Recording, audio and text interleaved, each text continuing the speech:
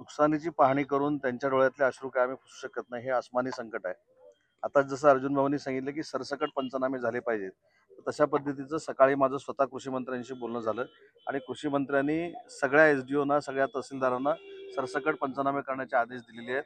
काही ठिकाणी विहिरी पडलेल्या आहेत, अंशतः घरं पडलेली आहेत, पूर्णतः घरं पडलेली आहेत, त्यांना देखील पंचनामे करण्याच्या सूचना दिलेल्या आहेत. सरकार म्हणून स्वतः एकनाथ शिंदे साहेबांच्या आदेशानुसार मी अर्जुन भाऊंवर या संपूर्ण परिसरामध्ये फिरतोय.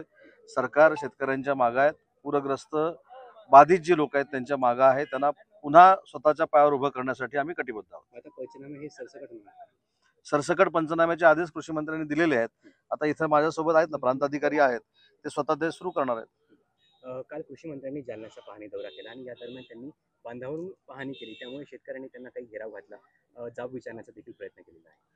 त्याच्यामध्ये शेतकऱ्यांची चूक आहे असं मी म्हणत नाही. शेवटी आम्ही ते कशा पद्धतीने घेतो त्याच्यावर आहे. उद्या माझ्या घरामध्ये जरी अशी परिस्थिती निर्माण झाली असली, शेवटी मी पॅनिकनेस माझ्यामध्ये येणार आहे. शेवटी आपलं सगळंच गेल्यानंतर रागाचीच भूमिका येते आणि जे आपल्यासाठी करू शकतात त्यांच्यासमोरच राग व्यक्त होतो.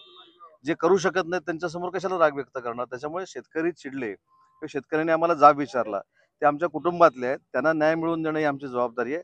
त्याच्यामुळे त्यांचं नैसर्गिक आपत्तीच्या पार्श्वभूमीवर चिडणं हे स्वाभाविक आहे. अतिवृष्टी जी आहे ती संपूर्ण राज्यभरात झाली, त्यामुळे पंचनामे करण्याची काही गरज नाहीये. नुकसान सरकारला दिसत आहे, त्यामुळे सरकारने तातडीने दसऱ्याच्या अगोदर नुकसान भरपाई द्यावी अशी शेतकरी आणि विरोधक दोन्ही मागणी करतात. नाही, शेतकऱ्यांची भूमिका मी समजू शकतो, पण विरोधकांची भूमिका फक्त स्थानिक स्वराज्य संस्था डोळ्यासमोर आहेत ते ठेवून ते बांधावर फिरतायत.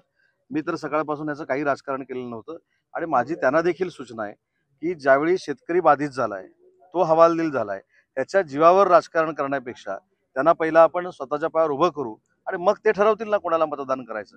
प्रत्येक वाईट गोष्टीमध्ये देखील राजकारण करणं हा काही लोकांचा धंदा बनलेला आहे.